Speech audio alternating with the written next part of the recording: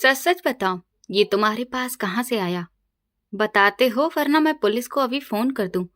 Doctor की आवाज में गुस्सा नहीं, बल्कि एक अजीब सी कपाहट और डर था। उसने मेरी छोटी बहन के कांपते हुए हाथों से वो पुराना और घिसा हुआ नंग वाला लॉकेट लगभग छीन लिया था। मैं बुरी तरह से घबरा गया था कि कहीं वो हमें चोर न समझ ले। मेरी बहन डरकर मेरे पीछे छुप गई थी। डॉक्टर साहब, ये हमारा ही लॉकेट है, हमने कोई चोरी नहीं की है। मैं चिल्लाकर बोला और आगे बढ़ा ताकि अपनी बहन को बचा सकूं। मगर डॉक्टर की नजरें सिर्फ उस लॉकेट पर ही जमी थी, जैसे उसने कोई बरसों पुराना भूला हुआ सपना देख लिया हो। उसके माथे पर पसीना आ चुका था। झूठ मत बोलो लड़के, ये लॉकेट कोई साधारण नहीं है। ये तो सालों पहले कहीं खो गया था। ये तुम जैसे लोगों के हाथों तक कैसे पहुंच सकता है? उस माहौल में मौत जैसा सन्नाटा पसर गया था। वहीं स्ट्रेचर पर मेरी माँ अपनी आखिरी सांसें ले रही थी, जिसकी जिंदगी और मौत का फैसला अब उस लॉकेट से ही जुड़ा हुआ था। मेरा नाम अभिनंदन है। मैं एक ऐसे घराने से ताल्लुक रखता हूँ जहाँ इच्छाएं जन्म लेते ही दम तोड़ देती हैं। गरीबी हमारे घर की दहलीज पर इस तरह से जमी हुई थी जैसे वो कोई बिन बुलाए मेहमान नहीं, बल्कि उस घर की मालकिन हो। मेरे पापा मेरे बचपन में ही इस दुनिया से चल बसे थे। उनका चेहरा भी मुझे ठीक से याद नहीं था, बस एक धुंधली सी तस्वीर मेरे दिमाग में थी। पर जब पिता का साया सर से उठ जाता है तो दुनिया की धूप बहुत तेज लगने लगती है। लेकिन हमारी माँ ने हमारे लिए खुद को किसी घने पेड़ की छांव जैसा बना लिया था। माँ ने हमें पाल पोस कर बड़ा किया था। वह हमारे लिए सिर्फ माँ नहीं थी, बल्कि पूरी दुनिया थी। वो सुबह सुबह उठती और लोगों के घरों में जाती, कभी किसी के बर्तन धोती तो कभी किसी के कपड़े।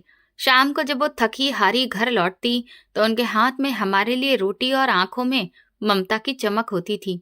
हमारी जिंदगी बहुत मुश्किल से गुजर रही थी, लेकिन फिर भी खुश थे।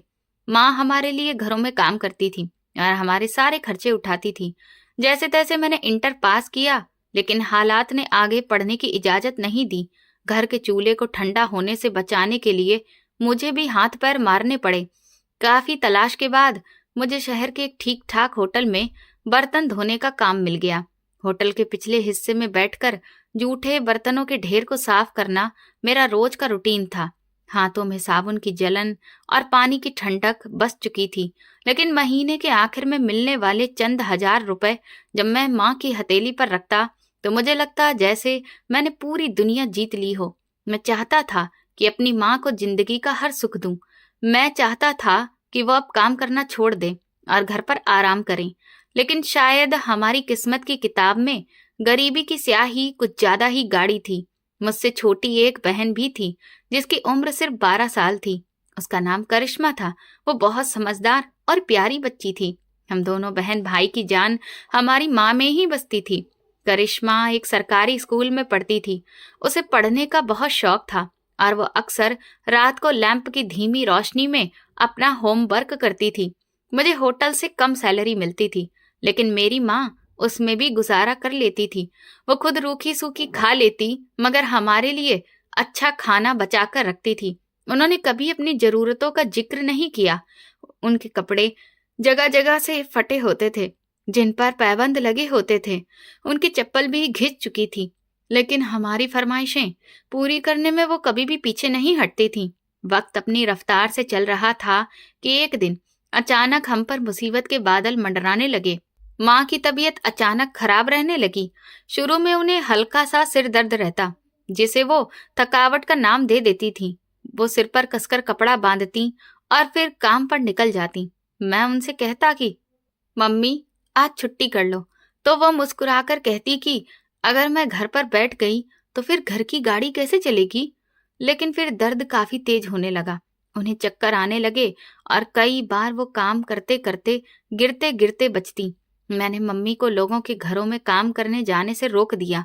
मैंने उन्हें कसम देकर कहा कि अब मैं खुद काम करूंगा और ज्यादा मेहनत करूंगा, आप बस घर पर आराम करिए। मेरी जिद के आगे उन्होंने हथियार डाल दिए, मगर उनकी आंखों में फिक्र साफ दिखाई देती थी। अब घर की सारी जिम्मेदारी मेरे कंधों पर थी। होटल का मालिक बड़ा ही सख्त मिजाज आदमी था और काम का बोझ भी बहुत ज्यादा था, मगर माँ की खातिर मैं सब कुछ बर्दाश्त कर रहा था। धीरे धीरे माँ की तबीयत और ज्यादा खराब रहने लगी। वो अपना इलाज भी नहीं करवाती थी। उन्हें हमेशा यही चिंता रहती थी कि हमारे खर्चे पूरे हो जाएं और हम दोनों भाई बहन भूखे ना रहें।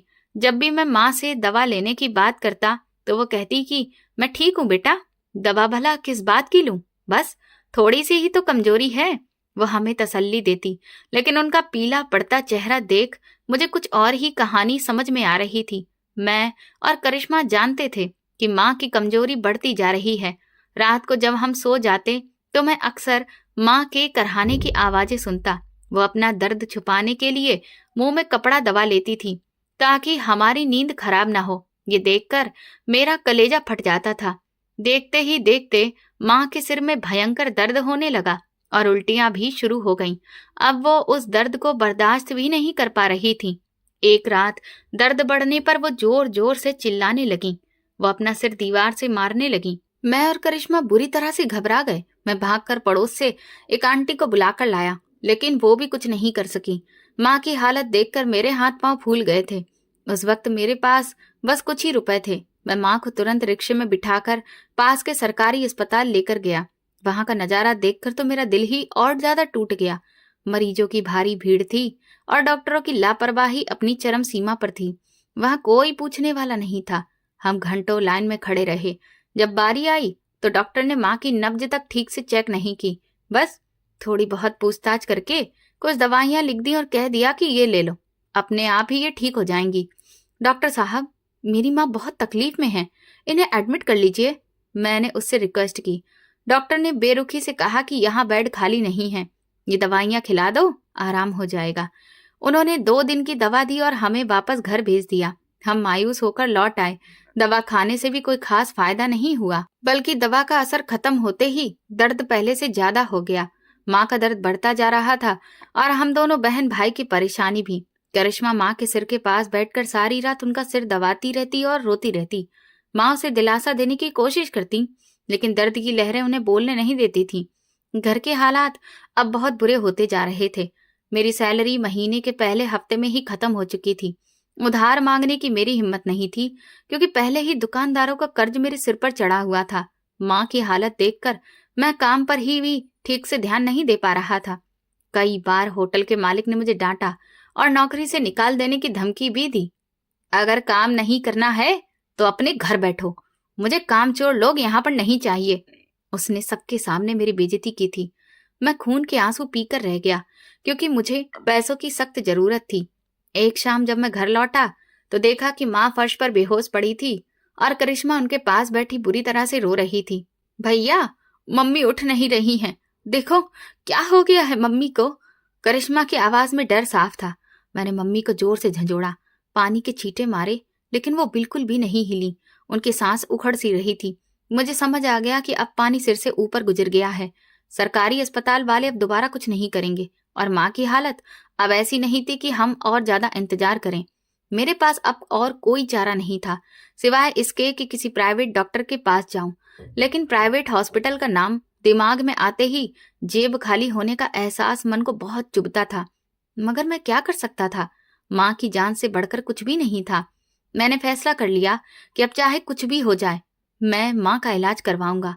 मैंने करिश्मा को तसल्ली दी और माँ को उठाकर मोहल्ले के एक प्राइवेट क्लिनिक की तरफ भागा। वहां डॉक्टर ने थोड़ा बहुत चेकअप किया और उसके बाद उसके चेहरे पर गंभीरता आ गई।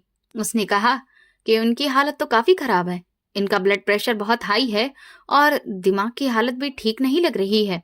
इन्हें तुरंत ही किसी बड़े हॉस्पिटल में लेकर जाओ और इनका MRI करवाओ। मुझे शक है कि इनकी बीमारी सिर्फ सिर दर्द से भी कहीं ज्यादा गंभीर है। डॉक्टर के इन शब्दों ने मेरे पैरों तले से जमीन खिसका दी थी। MRI और बड़ा हॉस्पिटल, ये सब तो मेरे लिए किसी पहाड़ से कम नहीं था। लेकिन माँ की डूबती हुई आंखें और करिश्मा का रोता हुआ चेहरा मुझे हिम्मत दे रहा था। मैं माँ को तड़पता हुआ नहीं देख सकता था। अगली सुबह मैंने होटल जाने का इरादा किया। मुझे मालूम था कि वहां से पैसे मिलना मुश्किल है, लेकिन उम्मीद की किरण अभी बाकी थी। मैंने सोचा कि मालिक के कदमों में गिर जाऊंगा, उनके आगे हाथ जोड़ूंगा कि मुझे अगले महीने की तनख्वाह एडवांस में दे दें, ताकि मैं माँ के टेस्ट करवा सकूं। घर से निकलते वक्त मैंने माँ के माथे पर हाथ फेरा। वो तप रहा था। करिश्मा ने मेरा हाथ पकड़ा और बोली, भैया, मम्मी ठीक हो जाएंगी ना? उसकी मासूम आंखों में जो सवाल था, उसका जवाब मेरे पास नहीं था। मैंने बस सिर हिला दिया और तेजी से बाहर निकल आया। मेरा दिल डर से धक धक कर रहा था। अगर मालिक ने पैसे नहीं दिए तो क्या होगा? अगर माँ को कुछ हो गया तो हम किसके सहारे जिएंगे? ये सवाल मेरे दिमाग में हथौड़े की तरह बरस रहे थे। होटल पहुंचकर मैं सीधा अपने मालिक के ऑफिस की तरफ गया। मेरे कदम भारी थे और जुबान बिल्कुल सूख चुकी थी। मैंने दरवाजे पर दस्तक दी और अंदर दाखिल हुआ। मालिक अपनी कुर्सी पर बैठे नोट गिन रहे थे। मुझे देखकर उन्होंने अपनी भौहें ऊपर चढ़ा ली। क्या बात है अभिनंदन, अभी तो काम का वक्त है, फिर तुम यहाँ क्या कर रहे हो? उन्होंने बड़े ही कड़क अंदाज में कहा। मैं कांपती हुई आवाज में बोला, सेठ जी, मुझे आपसे एक बहुत जरूरी बात करनी है। जल्दी बोलो, मेरे पास फालतू का टाइम नहीं है। सेठ साहब, वो मेरी माँ बहुत बीमार है। वो जिंदगी और मौत के बीच झूल रही हैं। डॉक्टर ने बड़े टेस्ट करवाने के लिए कहा है। मुझे पैसों की बहुत जरूरत है। अगर आप मुझे अगले महीने की सैलरी एडवांस में दे दें तो। मेरी बात अभी पूरी भी नहीं हुई थी कि सेठ जी ने हाथ के इशारे से मुझे रोक दिया। उनके चेहरे पर हमदर्दी की एक लकीर भी नहीं थी। सैलरी एडवांस में? उन्होंने तंज भरी हंसी हंसते हुए कहा। तुम लोगों की यही तो दिक्कत है, हर दूसरे दिन कोई ना कोई मर रहा होता है। अभी पिछले हफ्ते तुमने कुछ रुपए उधार लिए थे ना, वो तो अभी तक वापस नहीं किए और अब पूरी तनख्वाह मांग रहे हो। सेठ जी, मैं आपके पैरों में गिरता हूँ, मैं झूठ नहीं बोल रहा हूँ। मेरी माँ मर जाएगी अगर उनका इलाज नहीं हुआ। मैं दिन रात काम करके आपका एक एक पैसा चुका दूंगा। मैं उनके पैरों में बैठ गया और गिड़गिड़ाने लगा, मगर पत्थर दिल पिघलने वाला कहाँ था। उन्होंने मुझे झिड़क दिया और कहा, ये ड्रामा किसी और के सामने करना। मेरे पास यहाँ भीख देने के लिए कुछ भी नहीं है। काम करना है तो करो, वरना यहाँ से दफा हो जाओ। यहाँ बहुत से ऐसे लड़के हैं जो तुमसे आधी सैलरी पर भी काम करने को खुशी खुशी तैयार हैं। उनके शब्द मेरे दिल पर खंजर की तरह लगे। मैं खाली हाथ और टूटी हुई उम्मीद के साथ ऑफिस से बाहर निकल आया। आज मुझे इस दुनिया की बेरहमी का अंदाजा हो गया था। बाहर सड़कों पर गाड़ियां दौड़ रही थीं। लोग अपने कामों में खोए हुए थे। किसी को खबर नहीं थी कि एक गरीब लड़का अपनी माँ की जिंदगी की भीख मांगकर खाली हाथ लौट रहा है। शाम को जब मैं घर पहुंचा तो घर के बाहर कुछ औरतें जमा थीं। मेरा दिल जोर जोर से धड़कने लगा। मैं भागता हुआ अंदर गया। माँ चारपाई पर लेटी थी और उनकी सांस बुरी तरह से फूल रही थी। वो होश में नहीं थी। उन्हें तुरंत अस्पताल ले जाओ बेटा, उनकी हालत बहुत बिगड़ रही है, पड़ोस वाली आंटी ने कहा। मेरे पास अब सोचने का वक्त नहीं था। मैंने माँ को कंधे पर उठाया और सड़क की तरफ भागा। करिश्मा भी मेरे साथ बिना चप्पल पहने ही दौड़ी। एक रिक्शा रोका और उन्हें लेकर शहर के एक बड़े प्राइवेट हॉस्पिटल की तरफ चल पड़े। मेरी जेब में वही कुछ रुपए थे जो शायद रिक्शे के किराए में ही खत्म हो जाते। आगे क्या होगा मुझे कुछ भी नहीं पता था। बस एक ही जुनून था कि किसी भी तरह माँ को बचाना है। अस्पताल की आलीशान बिल्डिंग देखकर अच्छे अच्छे गरीबों की आंखों के आगे अंधेरा छा जाता है। हम जैसे लोगों के लिए ये जगह किसी डरावने इलाके से कम नहीं थी, लेकिन मौत का डर हर दर पर भारी पड़ जाता है। मैं माँ को लेकर इमरजेंसी में दाखिल हुआ। डॉक्टर और नर्सिंग स्टाफ इधर उधर भाग रहे थे। मैंने एक स्ट्रेचर खींचा और मम्मी को उस पर लिटा दिया। डॉक्टर, डॉक्टर, कोई है? मेरी माँ को देख लो, मैं चिल्लाया। एक नर्स आई और उसने माँ का ब्लड प्रेशर चेक किया। फिर एक जूनियर डॉक्टर आया। उन्होंने कुछ जांच की और कहा कि इनके दिमाग में कुछ दिक्कत लग रही है, फौरन सिटी स्कैन और MRI कराना पड़ेगा। पहले जाओ काउंटर पर जाकर फीस जमा करवाओ और फिर आगे के टेस्ट होंगे। ये वही बात थी जिसका मुझे डर था। फीस, वो दीवार थी जो जिंदगी और मौत के बीच खड़ी थी। डॉक्टर साहब, मैंने रोते हुए कहा, मेरे पास अभी पैसे नहीं हैं।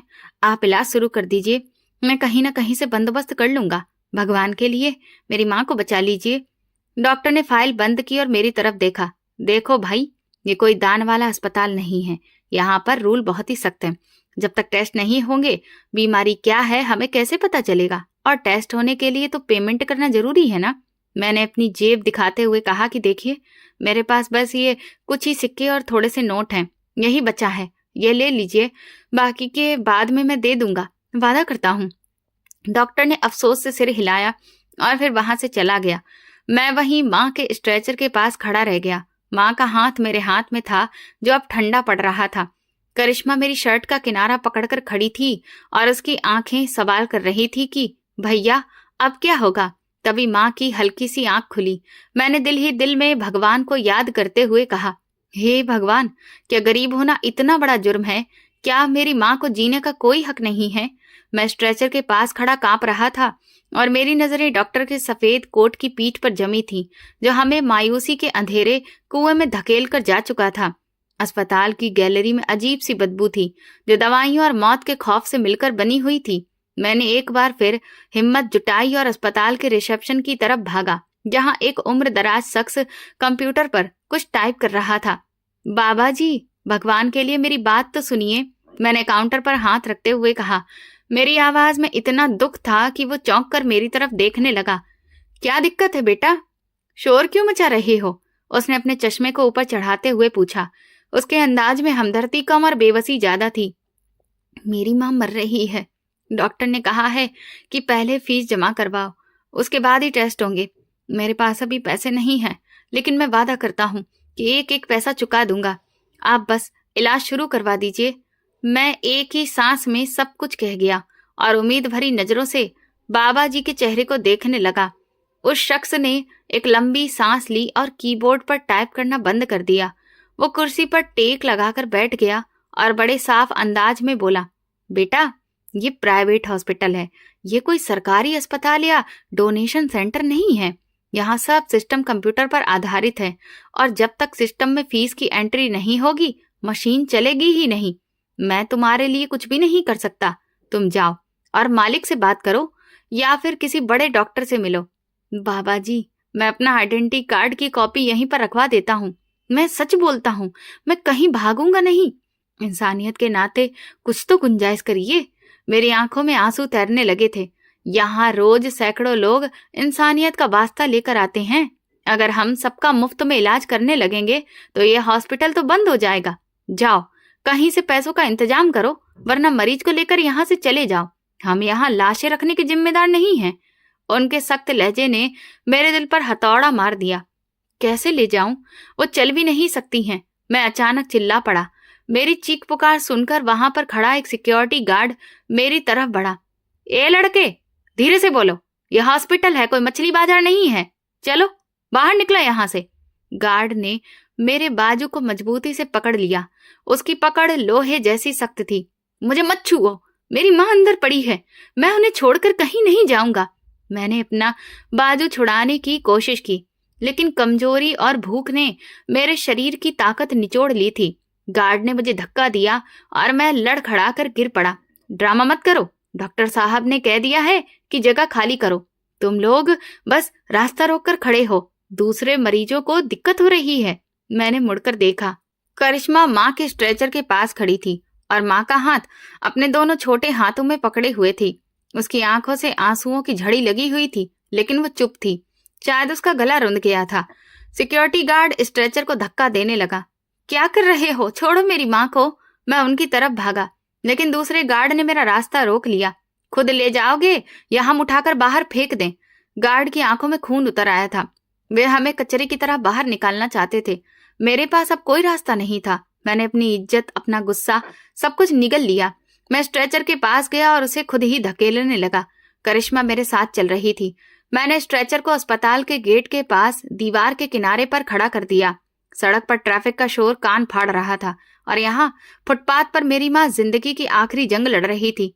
करिश्मा अचानक मेरे गले लग गई और फूट फूट कर रोने लगी।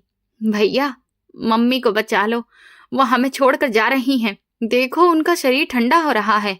उसकी सिसकियां मेरे दिल को चीर रही थीं। मैंने उसके सिर पर हाथ रखा, लेकिन मेरे अपने ही हाथ कांप रहे थे। मैं क्या करूं करिश्मा? मेरे पास अब कुछ भी नहीं है। मैं हार गया हूं। मैं एक नाकारा बेटा हूं जो अपनी माँ के लिए दवा तक नहीं ला सकता। मेरी आवाज में हार थी। नहीं भैया, आप हिम्मत नहीं हार सकते। हम मम्मी को मरने नहीं दे सकते। करिश्मा ने सिर उठाया और आंसू पोंछे। तभी उसका हाथ अपने गले में पड़े लॉकेट पर गया। ये वही लॉकेट था जो माँ ने अपनी बीमारी के दिनों में उसे दिया था और साफ कहा था कि इसे हमेशा संभाल कर रखना। करिश्मा की आंखों में अजीब सी चमक आ गई। उसने तेजी से वो लॉकेट उतारा वो एक पुराना खस्ता हाल चांदी का लॉकेट था जिस पर नीले रंग का मामूली सा पत्थर लगा हुआ था। देखने में उसकी कोई खास कीमत नहीं लगती थी। भैया, ये लॉकेट बेच देते हैं।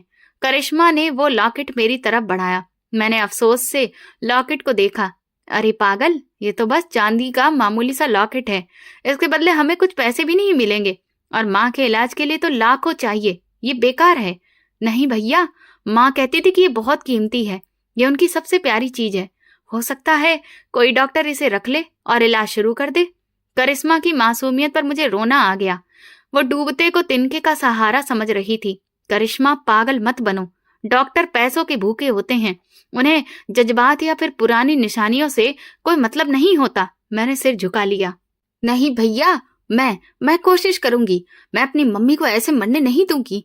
करिश्मा के अंदाज में अचानक एक अजीब सी ताकत आ गई थी। वो तेजी से अस्पताल के गेट की तरफ भागी। करिश्मा, रुक जाओ, वो तुम्हें अंदर नहीं जाने देंगे। मैं उसके पीछे भागा। माँ को यूं ही फुटपाथ पर अकेला छोड़ना खतरनाक था, लेकिन बहन को रोकना भी जरूरी था। गेट पर खड़े गार्ड ने करिश्मा को रोकने के लिए अपना हाथ बढ़ाया। अरे, ये छोटी बच्ची कहाँ जा रही हो? लेकिन करिश्मा किसी फुर्तीली बिल्ली की तरह उसके हाथों की पकड़ से निकल गई। गार्ड उसे पकड़ने के लिए मुड़ा तो मैं सामने आ गया। मैंने गार्ड के सामने हाथ जोड़ दिए। भैया, उसे जाने दीजिए, बस 1 मिनट के लिए।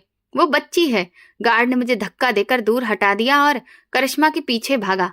मैं भी उनके पीछे लपका। करिश्मा सीधे रिसेप्शन काउंटर की बजाय सामने वाली गैलरी की तरफ गई, जहां डॉक्टरों के कमरे थे। उसे नहीं पता था कि कहाँ जाना है। वो बस हर बंद दरवाजे को उम्मीद भरी नजर से देख रही थी। सामने एक बड़े कमरे का दरवाजा खुला था, जिस पर हेड ऑफ डिपार्टमेंट का बोर्ड लगा था। करिश्मा बिना दस्तक दिए उस कमरे के अंदर चली गई। अंदर एक अधेड़ उम्र का डॉक्टर बैठा फाइलें देख रहा था। कमरे की खामोशी करिश्मा की सिसकती आवाज से टूट गई। डॉक्टर एकदम से चौंक कर खड़ा हो गया। उसके चेहरे पर घमंड और गंभीरता थी। ये क्या बदतमीजी है? कौन हो तुम, और यहाँ अंदर कैसे आ गई? डॉक्टर की आवाज में रौब था। उसी वक्त पीछे से गार्ड भी अंदर आ गया। उसकी सांस फूली हुई थी। सॉरी सर, ये लड़की जबरदस्ती अंदर घुसाई है। मैं इसे अभी बाहर निकालता हूँ। गार्ड आगे बढ़ा और करिश्मा का बाजू पकड़ने की कोशिश की। खबरदार, जो मुझे हाथ लगाना। करिश्मा इतनी जोर से चिल्लाई कि गार्ड एक पल के लिए रुक गया। उसकी आवाज में शेरनी जैसी गरज थी, जो उसकी उम्र से कहीं बड़ी थी। मैं भी तभी कमरे के दरवाजे पर पहुंच गया। अंदर घुसते ही हांफते हुए बोला, डॉक्टर साहब, माफ करिए, ये मेरी बहन है। हम लोग बहुत परेशान हैं। करिश्मा ने मेरी और गार्ड की परवाह किए बिना मुट्ठी में दबा हुआ वो लॉकेट निकाला और डॉक्टर के सामने रखी मेज पर जोर से पटक दिया। लॉकेट टकराने से कड़क आवाज हुई और वो सीधे डॉक्टर की नजरों में आ गया। ये ले लीजिए, ये हमारे घर की सबसे कीमती चीज है। आप इसे रख लीजिए। मेरी माँ कहती थी कि ये उसकी जान है। आप इसे रख लीजिए और मेरी माँ की जान बचा लीजिए। इसके अलावा हमारे पास देने के लिए कुछ भी नहीं है। करिश्मा की आवाज रोते रोते भर गई थी, लेकिन उसकी हिम्मत नहीं टूटी थी। डॉक्टर ने पहले गुस्से से करिश्मा को देखा, फिर उसकी नजर मेज पर पड़े उस पुराने लॉकेट पर गई। जैसे ही उसकी नजर उस नीले पत्थर और खास बनावट वाले लॉकेट पर पड़ी, उसके चेहरे के भाव एकदम बदल गए। उसकी आंखें हैरत से फैल गईं। वो अपनी कुर्सी से ऐसे उछलकर खड़ा हुआ जैसे उसे करंट लग गया हो। उसका गुस्सा और रौब पल भर में गायब हो गया। उसके हाथ कांपते हुए लॉकेट की तरफ बढ़े। ये लॉकेट? डॉक्टर की आवाज में कपकपाहट थी। उसने लॉकेट उठाकर अपनी आंखों के बिल्कुल पास लाया और उसे उलट पलट कर देखने लगा। उसके माथे पर पसीने की बूंदें चमकने लगीं। गार्ड जो करिश्मा को दोबारा पकड़ने जा रहा था, डॉक्टर के बदले हुए हाव भाव देखकर वहीं रुक गया। मैं भी हैरान रह गया। डॉक्टर उस मामूली से लॉकेट को ऐसे देख रहा था जैसे वो कोई कोहिनूर का हीरा हो। ये तुम्हारे पास कहाँ से आया? सच सच बताओ, वरना मैं पुलिस को अभी फोन कर दूंगा। डॉक्टर ने अचानक नजर उठाकर करिश्मा को देखा। अब उसकी आवाज में गुस्सा नहीं, बल्कि अजीब सा डर और हैरानी थी। करिश्मा सहम कर 2 कदम पीछे हटी और मेरे साथ खड़ी हो गई। डॉक्टर साहब, भगवान के लिए, ये हमारा ही है। हमने कोई चोरी नहीं की है। ये तो मेरी माँ की निशानी है। मैंने जल्दी से सफाई दी। मेरा दिल जोर जोर से धड़क रहा था कि कहीं चोरी का इल्जाम ना लग जाए। झूठ झूठ मत बोलो लड़के, ये लॉकेट कोई साधारण नहीं है। ये तो सालों पहले कहीं खो गया था। ये तुम जैसे लोगों के हाथों तक कैसे पहुंच गया? ये किसका है? डॉक्टर मेज के चक्कर लगाता हुआ मेरे पास आ गया। उसकी सांसें तेज चल रही थीं। ये मेरी माँ का लॉकेट है। वो बाहर फुटपाथ पर मर रही है। अगर आपको भरोसा नहीं है तो जाकर देख लीजिए। करिश्मा रोते हुए बोली। आप ये रख लीजिए, बस उनका इलाज कर दीजिए। फुटपाथ पर डॉक्टर ने लॉकेट को मुट्ठी में भींच लिया और किसी पागल की तरह बोला, फिर दरवाजे की तरफ भागा। कहाँ है वो? किस जगह पर? वो हमें कमरे में यूं ही छोड़कर पागलों की तरह गैलरी में दौड़ पड़ा। गार्ड और बाकी स्टाफ हैरत से उसे भागते हुए देख रहे थे। मैं और करिश्मा भी उसके पीछे भागे। हमें समझ नहीं आ रहा था कि ये सब क्या हो रहा है। जो डॉक्टर 1 मिनट पहले हमें बाहर निकाल रहा था, वही लॉकेट देखकर इतना बेचैन क्यों हो गया था? डॉक्टर भागता हुआ गेट से बाहर निकला और उसकी नजर दीवार के सहारे पड़ी हुई मेरी माँ पर पड़ी। वो वहीं रुक गया। उसकी सांस बुरी तरह फूल रही थी। उसने धीरे धीरे माँ के चेहरे को देखा जो दर्द से पीला पड़ चुका था। माँ की आंखें बंद थीं। डॉक्टर ने माँ के चेहरे को ध्यान से देखा। फिर उसने अपनी जेब से चश्मा निकाला, लगाया और झुककर माँ के माथे के बालों को हल्के से हटाया। वहां मौजूद एक पुराने निशान को देखकर उसके मुंह से निकल पड़ा, हे भगवान। वो वहीं सड़क पर घुटनों के बल बैठ गया। उसकी आंखों से आंसू बहने लगे। उसने कांपते हाथों से माँ का हाथ पकड़ा। स्ट्रेचर लेकर आओ, जल्दी करो, वो जोर से चिल्लाया।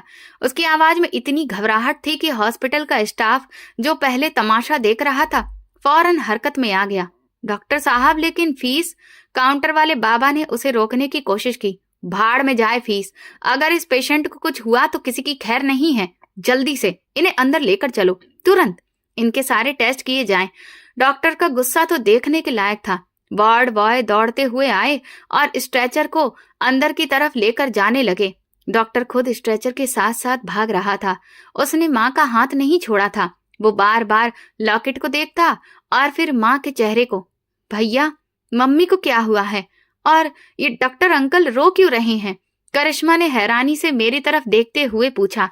मुझे कुछ भी नहीं पता करिश्मा, बस तुम प्रार्थना करो कि माँ बच जाए। मैंने उसका हाथ पकड़ा और हम भी फिर स्ट्रेचर के पीछे ही भागे।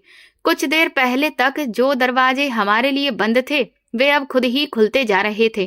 कई घंटों तक माँ के टेस्ट हुए। जब सारे टेस्ट पूरे हो गए तो माँ को ऑपरेशन थिएटर की तरफ ले जाया गया। डॉक्टर लगातार नर्सों को हिदायतें दे रहा था। ब्लड बैंक से खून मंगवाओ और डॉक्टर खन्ना को फोन करो। मुझे न्यूरोलॉजिस्ट की पूरी टीम अभी के अभी चाहिए।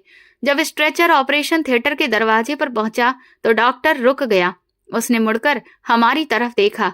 उसकी आंखें लाल थीं। वो मेरे पास आया और फिर मेरे कंधे पर हाथ रखा। घबराने की जरूरत नहीं है। जब तक मेरी सांस में सांस है, मैं उन्हें कुछ नहीं होने दूंगा। उसके लहजे में जो अपनापन था वो मैंने पहले कभी किसी डॉक्टर में नहीं देखा था। थिएटर का दरवाजा बंद हुआ और लाल बत्ती जल उठी। मैं और करिश्मा बाहर बेंच पर ढह से गए। हमारी सांसें अभी तक ठीक नहीं हुई थीं। कई घंटे बीत चुके थे और हम बहुत बुरी तरह से थक चुके थे। करिश्मा का हाथ अपने खाली गले पर गया और फिर उसने मेरी तरफ देखा। भैया, वो लॉकेट, आखिर उसमें ऐसा क्या जादू था? डॉक्टर अंकल ने उसे देखते ही ऐसे सब कुछ कैसे बदल दिया? मैं खुद हैरान हुआ। करिश्मा, जरूर कोई बहुत बड़ा राज है जो माँ ने हमसे छुपा रखा है। मैंने दीवार से कमर टेक लगा ली। मेरा दिमाग उलझन का शिकार था। वो डॉक्टर आखिर कौन था? उसे लॉकेट कैसे पहचानता था? और वो माँ के चेहरे को देखते हुए इस तरह से रोने क्यों लगा? ये सवाल अब सांप बनकर मेरे दिमाग में रेंग रहे थे। लेकिन एक बात तय थी कि उस मामूली से लॉकेट ने वो कर दिखाया था जो मेरी सारी मिन्नतें और फरियादें नहीं कर पाई थी। अचानक ऑपरेशन थिएटर का दरवाजा खुला और एक नर्स तेजी से बाहर आई। मैं बिजली की तेजी से अपनी जगह से उठा। सिस्टर, मेरी माँ कैसी हैं? क्या हुआ है अंदर? मैं आगे बढ़कर पूछने लगा।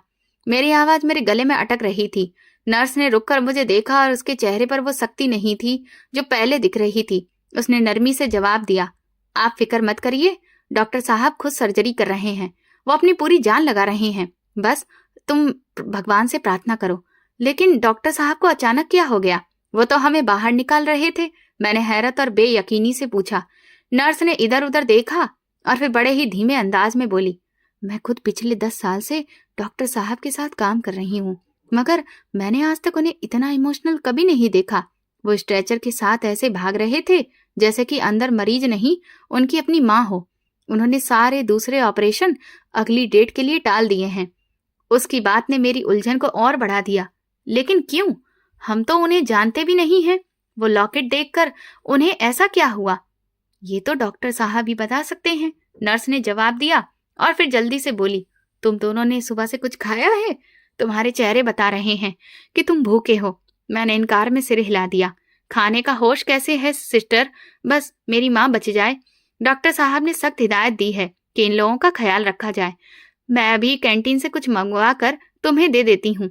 ये कहकर वो वहां से चली गई। मैं वापस बेंच पर बैठ गया। करिश्मा ने सिर उठाया और सवालिया नजरों से मुझे देखा। भैया, ये सब क्या हो रहा है? ये लोग अचानक इतने मेहरबान कैसे हो गए? मुझे नहीं पता करिश्मा। शायद भगवान ने हमारी सुन ली है। शायद वो लॉकेट वाकई में कोई करिश्मा है। मैंने उसके बालों पर हाथ फेरते हुए कहा। दिल में अजीब सी बेचैनी थी, लेकिन जुबान खामोश थी। थोड़ी देर बाद वही काउंटर वाला आदमी हमारे पास आया जिसने फीस के लिए हमें झिड़क दिया था। उसके हाथ में 2 जूस के डिब्बे और सैंडविच थे। वो शर्मिंदा सा लग रहा था। बेटा, ये ले लो, डॉक्टर साहब का ऑर्डर है। उसने वो चीजें हमारी तरफ बढ़ा दी। मैंने उसकी तरफ देखा। अंकल, थोड़ी देर पहले तो आप कह रहे थे कि ये कोई डोनेशन सेंटर नहीं है, फिर अब ये सब क्यों? मेरे अंदाज में शिकायत थी। वो शख्स थोड़ा सहम गया। देखो बेटा, हम तो यहाँ नौकर हैं। हमें जो ऊपर से ऑर्डर मिलता है हम तो वही करते हैं ना। डॉक्टर साहब ने अस्पताल सिर पर उठा लिया है। उन्होंने कहा है कि अगर उन बच्चों को जरा सी भी दिक्कत हुई तो सबकी नौकरी खत्म। अब तुम ये खा लो, वरना हमारी मुसीबत बढ़ जाएगी। करिश्मा ने भूख से जूझते हुए वो डिब्बा पकड़ लिया। मैंने भी कुछ खाया तो मेरा गला थोड़ा शांत हुआ। वक्त धीरे धीरे गुजर रहा था। अब तो 3 घंटे हो चुके थे, लेकिन वो लाल बत्ती बंद होने का नाम ही नहीं ले रही थी। आखिरकार थिएटर का द्वारा से दरवाजा खुला और इस बार खुद डॉक्टर बाहर आए। उन्होंने सर्जरी वाले कपड़े पहने थे और मास्क उनके गले में लटक रहा था। उनके माथे पर पसीना साफ चमक रहा था। मैं और करिश्मा एक साथ उनकी तरफ भागे। डॉक्टर साहब, मेरी माँ। डॉक्टर ने गहरी सांस ली और उनकी नजरें सीधे मेरी आंखों में जा टिकी। उनकी आंखों में नमी तैर रही थी। वो ठीक है, खतरा टल गया है, मगर अभी होश आने में वक्त लगेगा। भगवान का शुक्र है। करिश्मा वहीं हाथ जोड़कर भगवान से प्रार्थना करने लगी। मेरी आंखों से भी आंसू बह निकले। डॉक्टर ने आगे बढ़कर करिश्मा को कुर्सी पर बिठाया और फिर मेरी तरफ देखते हुए बोले, तुम्हारा नाम क्या है बेटा? अभिनंदन। और ये मेरी बहन करिश्मा है, मैंने तमीज से जवाब दिया। अभिनंदन। डॉक्टर ने मेरा नाम ऐसे दोहराया जैसे कि उसे अपनी याददाश्त में बिठा रहे हों। फिर उन्होंने अपनी जेब से वो लॉकेट निकाला। मुझे तुम सच सच बताओ, ये लॉकेट तुम्हारी माँ के पास कब से है? जब से हमने होश संभाला है सर। माँ इसे कभी भी अपने से अलग नहीं करती थी, मैंने जवाब दिया। तुम्हारी माँ का नाम क्या है? डॉक्टर की आवाज में बेचैनी थी। मीना, मैंने बताया। मीना। डॉक्टर ने ये शब्द दोबारा से दोहराया। अच्छा, वो कहाँ की रहने वाली है? उनका मतलब मायका कहाँ पर है? ये सवाल अजीब था। डॉक्टर का मरीज के मायके से क्या लेना देना? मैं हैरान था। हमें नहीं पता। माँ बताती थी कि वो बचपन में ही अपने घर वालों से बिछड़ गई थी। वो किसी मेले में खो गई थी और फिर एक गरीब परिवार ने उन्हें पाला। उन्हें अपने माँ बाप का नाम तक याद नहीं था, बस ये लॉकेट उनके पास था। मेरी बात सुनकर डॉक्टर के चेहरे का रंग बदल गया। वो ऐसे पत्थर के हो गए जैसे उन पर बिजली गिर गई हो। उन्होंने लॉकेट को इतनी जोर से पकड़ा कि उनकी उंगलियां सफेद पड़ गईं। मेले में खो गई थी? डॉक्टर की आवाज भारी हो गई। और ये लॉकेट भी तब उनके पास था? जी सर। माँ कहती थी कि ये उनकी माँ की निशानी है। वो अक्सर इसे देखकर रोती थी। कहती थी कि शायद कोई इस लॉकेट के जरिए उन्हें पहचान ले। डॉक्टर की आंखों से एक आंसू टूटकर गिर पड़ा। वो एक बड़े डॉक्टर थे, यहाँ के मशहूर सर्जन, मगर उस वक्त वो एक बच्चे की तरह इमोशनल लग रहे थे। सर, आप रो रहे हैं? करिश्मा ने मासूमियत से पूछा। क्या मेरी माँ ठीक नहीं होगी? डॉक्टर ने जल्दी से आंखें साफ की। नहीं बेटा, तुम्हारी माँ बिल्कुल ठीक हो जाएगी। मैं रो नहीं रहा हूँ, बस खुशी के आंसू हैं। तुम नहीं जानते उस लॉकेट ने आज क्या करिश्मा करके दिखाया है। कैसा करिश्मा सर? हमें भी बताइए, हम लोग बहुत परेशान हैं। मैं बेताब होकर पूछने लगा। डॉक्टर ने मेरे कंधे पर हाथ रखा। उनका हाथ कांप रहा था। अभी नहीं, अभी सिर्फ तुम्हारी माँ की जिंदगी जरूरी है। जब वो होश में आएंगी तब सब कुछ साफ हो जाएगा। बस इतना जान लो कि तुम दोनों अब अकेले नहीं हो। आज के बाद तुम खुद को लावारिस मत समझना। ये कहकर डॉक्टर वापस मुड़े और थिएटर के अंदर जाने लगे। दरवाजे पर पहुंचकर वो रुके और बोले, अभिनंदन, करिश्मा, किसी भी चीज की जरूरत हो तो नर्स को बता देना। मैं तुम्हारी माँ के पास ही रहूंगा जब तक वो आंखें नहीं खोल लेती। दरवाजा बंद हो गया और हम दोनों बहन भाई एक बार फिर से सवालिया निशान बनकर रह गए। भैया, डॉक्टर अंकल की बातें कितनी अजीब थीं। वो कह रहे थे कि हम लावारिस नहीं हैं। इसका क्या मतलब है? करिश्मा ने पूछा। लगता है वो माँ को पहले से जानते हैं करिश्मा। शायद माँ के बिछड़े हुए परिवार से उनका कोई रिश्ता हो। मैंने अंदाजा लगाया, लेकिन ये कैसे मुमकिन है? हम लोग इतने सालों से गरीबी की चक्की में पिस रहे हैं और आज अचानक से ये सब। वक्त गुजरता गया। रात के साए गहरे हो गए, मगर हमारी आंखों से नींद कोसों दूर थी। हॉस्पिटल का स्टाफ अब हमें वीआईपी प्रोटोकॉल दे रहा था। हमें एक प्राइवेट कमरे में शिफ्ट कर दिया गया था, जहां बहुत आरामदायक सोफे पड़े थे, मगर हमारा दिल वहीं ऑपरेशन थिएटर के बाहर अटका हुआ था। रात के पिछले पहर दरवाजा खुला और डॉक्टर बाहर से आए। इस बार उनके चेहरे पर थकावट थी, मगर आंखों में एक अजीब सी चमक थी। बधाई हो बच्चों, डॉक्टर ने मुस्कुराते हुए कहा। तुम्हारी माँ को होश आ गया है। ऑपरेशन कामयाब रहा। हम दोनों खुशी से उछल पड़े। क्या क्या हम उनसे मिल सकते हैं? अभी तुरंत नहीं, उन्हें अभी आईसीयू में शिफ्ट किया जा रहा है। थोड़ी देर बाद जब वो थोड़ा ठीक हो जाएंगी तब मैं खुद तुम्हें उनके पास लेकर जाऊंगा, डॉक्टर ने कहा। सर, आपका बहुत बहुत शुक्रिया, आपने हमारी जिंदगी बचा ली। मैंने डॉक्टर के पैर छूने की कोशिश की, लेकिन उन्होंने मुझे झुकने नहीं दिया। शुक्रिया मेरा नहीं, बल्कि उस भगवान से कहो जिसने तुम्हें यहाँ पर भेज दिया। डॉक्टर ने मुझे कंधे से पकड़कर मेरी आंखों में देखा। और उस लॉकेट को भी शुक्रिया कहो। अगर वो लॉकेट नहीं होता तो शायद मैं उन्हें एक साधारण मरीज समझकर नजरअंदाज कर देता, लेकिन कुदरत को कुछ और ही मंजूर था। सर, अब तो आप बता दीजिए, आखिर इस लॉकेट का राज क्या है? मैंने फिर से जोर दिया। डॉक्टर ने गहरी सांस ली। ये राज तुम्हारी माँ ही खोलेंगी। कुछ दिन इंतजार करो और उनकी हालत को थोड़ा सा ठीक होने दो। फिर तकरीबन 1 हफ्ता बीत चुका था। एक दिन डॉक्टर हमारे पास आए और बोले, चलो मेरे साथ चलो। उन्होंने हमें अपने साथ चलने का इशारा किया। हम धड़कते हुए दिल के साथ उनके पीछे पीछे चल पड़े। आईसीयू के शीशे के पार माँ लेटी हुई थी। उनके सिर पर पट्टी बंधी थी और वो बहुत कमजोर लग रही थी, मगर उनकी आंखें खुली थी। डॉक्टर हमें अंदर लेकर गए। माँ की नजर जैसे ही हम पर पड़ी, उनके होंठों पर एक हल्की सी मुस्कुराहट आ गई। हम लोग भागकर उनके बेड के करीब गए। मम्मी, करिश्मा ने उनका हाथ पकड़ लिया। मैं ठीक हूँ बेटा, माँ की आवाज बहुत धीमी थी। डॉक्टर हमारे पीछे खामोशी से खड़े थे।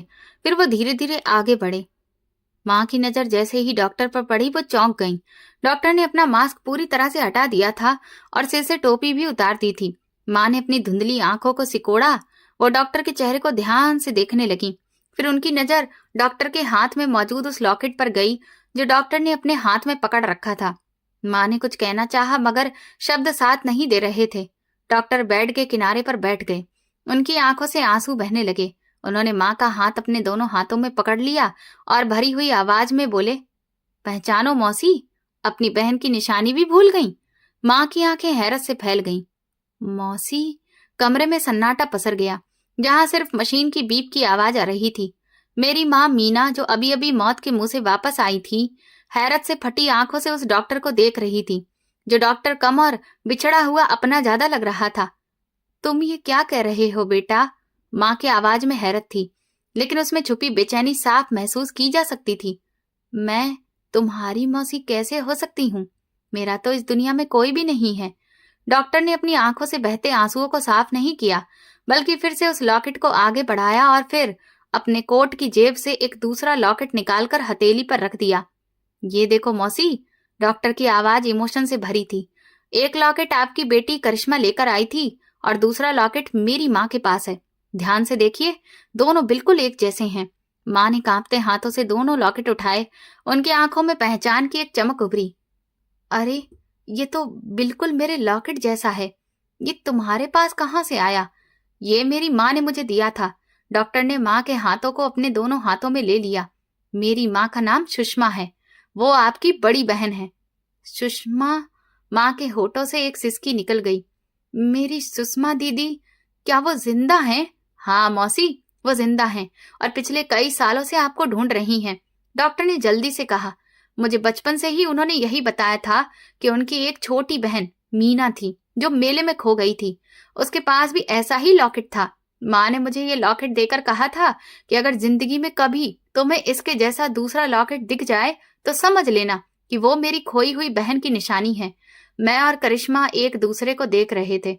हमारी माँ जो हमेशा कहती थी कि वो लावारिस है, आज अचानक हमें पता चला कि हमारा भी कोई परिवार है, और वो भी इतना अमीर और इज्जतदार। मुझे अपनी बहन से मिलना है। माँ ने उठने की कोशिश की, मगर कमजोरी की वजह से वह फिर से गिर पड़ी। आराम से मौसी, आप अभी बहुत कमजोर हैं। डॉक्टर ने उन्हें सहारा देकर फिर से लिटा दिया। मैंने मम्मी को फोन कर दिया था। वो रास्ते में थी, बस पहुंचने ही वाली थी। इसके बाद का नजारा तो बहुत ही अजीब था। वो डॉक्टर जो पहले हमारे लिए बिल्कुल अजनबी थे, अब एक पल के लिए भी माँ के करीब से हट नहीं रहे थे, बल्कि हम दोनों से बढ़कर वो माँ का ख्याल रख रहे थे।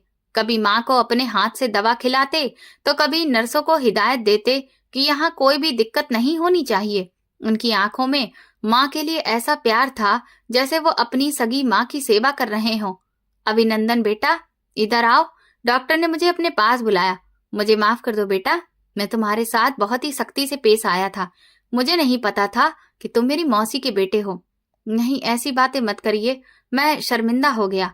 आपने मेरी माँ की जान बचाई है। आप तो हमारे लिए मसीहा से कम नहीं हैं। मसीहा नहीं, भाई कहो। डॉक्टर ने मुस्कुराकर मुझे गले से लगा लिया। मेरा नाम संजय है।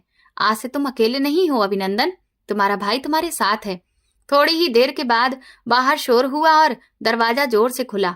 एक बुजुर्ग औरत व्हीलचेयर पर अंदर दाखिल हुई। उनके साथ कई लोग थे।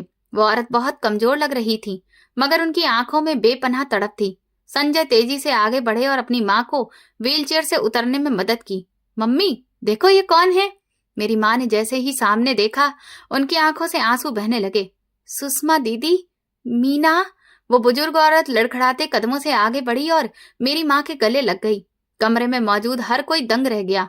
दो बिछड़ी हुई बहनें इतने सालों बाद एक दूसरे से मिल रही थीं। हॉस्पिटल का स्टाफ, नर्सें और डॉक्टर सभी खामोशी से ये नजारा देख रहे थे। हवा में सिर्फ सिसकियों की आवाज थी। तुम कहाँ चली गई थी मीना? सुषमा मौसी ने माँ का चेहरा अपने हाथों में लेकर कहा। मैंने तुम्हें कहाँ कहाँ नहीं ढूंढा। मैंने बहुत मिन्नतें की, भगवान के आगे दिए जलाए कि मेरी बहन मुझे मिल जाए। दीदी, मैं तो मेले में खो गई थी, माँ ने रोते हुए बताया। मैं बहुत रोई, बहुत चिल्लाई, लेकिन आप मुझे कहीं नहीं मिली। फिर मुझे एक गरीब परिवार अपने साथ ले गया। उन्होंने मुझे पाला पोसा, लेकिन वो लोग बहुत दूर रहते थे। मुझे अपने घर का पता भी नहीं पता था। मैं तो अनपढ़ थी, मुझे कुछ समझ भी नहीं आता था। मुझे बस आपका नाम और ये लॉकेट याद था। भगवान का लाख लाख शुक्र है कि उसने मरने से पहले हमें मिला दिया। सुषमा मौसी ने हाथ जोड़कर भगवान को धन्यवाद दिया। डॉक्टर संजय भी अपनी माँ और मेरी माँ दोनों को अपने गले से लगा चुके थे। मीना संजय के सिर पर हाथ फेरते हुए सुषमा मौसी ने प्यार से कहा, ये तुम्हारा बेटा है। हाँ, ये है संजय है, ये मेरा हीरा है।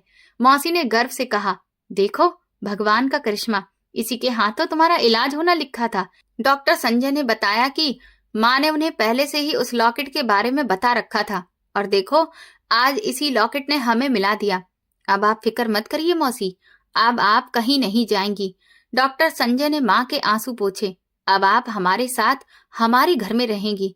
अभिनंदन और करिश्मा की पढ़ाई की जिम्मेदारी भी मेरी है। ये सुनकर जैसे हमारे सिर से बहुत बड़ा बोझ उतर गया। मैं, जो कि कल तक होटल में बर्तन धोने वाला एक मामूली सा लड़का था, आज एक डॉक्टर का भाई बन गया था। करिश्मा, जो अपनी स्कूल फीस के लिए परेशान रहती थी, आज उसका भविष्य सुरक्षित हो गया था। डॉक्टर संजय से माँ ने कहा, बेटा मेरी एक सीख हमेशा याद रखना, कभी किसी गरीब को इलाज के बिना मत लौटाना। हो सकता है तुम्हारी इस भलाई के बदले भगवान तुम्हें बहुत कुछ दे दे। इस एक लॉकेट ने सिर्फ इलाज ही नहीं करवाया है, बल्कि दो बिछड़ी हुई बहनों को भी मिला दिया है, जो न जाने कितने सालों से अलग थीं। संजय ने माँ का हाथ पकड़कर वादा किया, मौसी मैं वादा करता हूँ कि आज के बाद इस अस्पताल के दरवाजे गरीबों के लिए कभी बंद नहीं होंगे। आज मैंने सीख लिया है कि असली दौलत बैंक बैलेंस नहीं बल्कि आशीर्वाद होता है।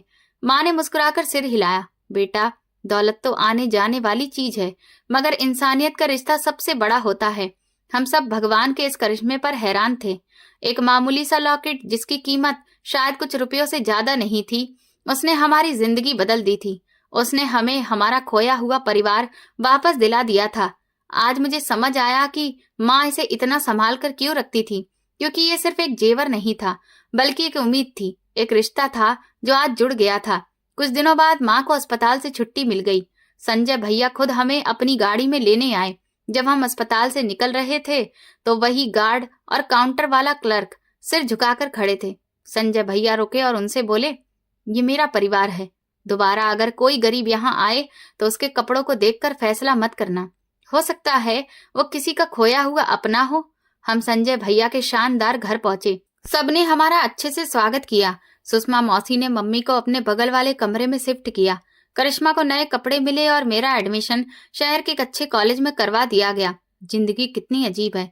कल तक मैं कुछ पैसों के लिए बेइज्जत हो रहा था और आज भगवान ने मुझे इज्जत और राहत दे दी थी। रात को जब मैं माँ के पास बैठा तो मैंने उनसे पूछा, मम्मी अगर हम अमीर नहीं निकलते तो क्या संजय भैया इलाज करते? माँ ने मुस्कुराकर कहा, बेटा भलाई की समझ तो भगवान ही देता है। संजय एक अच्छा इंसान है, बस सही रास्ते की पहचान करवानी थी। अब वो समझ गया है कि किसी की जान बचाना सबसे बड़ा पुण्य है। और इसीलिए अभिनंदन, तुम भी अपने अतीत को कभी मत भूलना। हमें हमेशा गरीबों की मदद करनी चाहिए, क्योंकि हमने वो वक्त खुद देखा है। मैंने माँ का हाथ पकड़कर कहा, ठीक है मम्मी, मैं वो वक्त कभी नहीं भूलूंगा। ये कहानी हमें सिखाती है कि कभी भी उम्मीद का दामन नहीं छोड़ना चाहिए। भगवान के यहाँ देर है, अंधेर नहीं। एक मामूली सा लॉकेट भी किस्मत बदलने का कारण बन सकता है। आज मेरा दिल बहुत सुकून में है, क्योंकि मेरी माँ पूरी तरह से ठीक हो गई है और हम एक अच्छे परिवार का हिस्सा बन गए हैं। अगर ये कहानी आपके दिल को छू गई है तो समझ लीजिए कि इसका मकसद पूरा हो गया है। ये सिर्फ एक परिवार की कहानी नहीं, बल्कि हर उस इंसान की कहानी है जो मुश्किल वक्त में भी उम्मीद का दिया बुझने नहीं देता। कभी कभी किस्मत बहुत छोटे से सहारे के जरिए हमारी जिंदगी को बदल देती है। इसीलिए हालात चाहे जैसे भी हों, इंसानियत, भरोसा और उम्मीद को कभी भी मत छोड़िए, क्योंकि हो सकता है अगला करिश्मा आपकी जिंदगी में दस्तक देने ही वाला हो। तो दोस्तों, अगर आपको हमारी ये कहानी पसंद आई है तो प्लीज हमें कमेंट करके जरूर बताएं।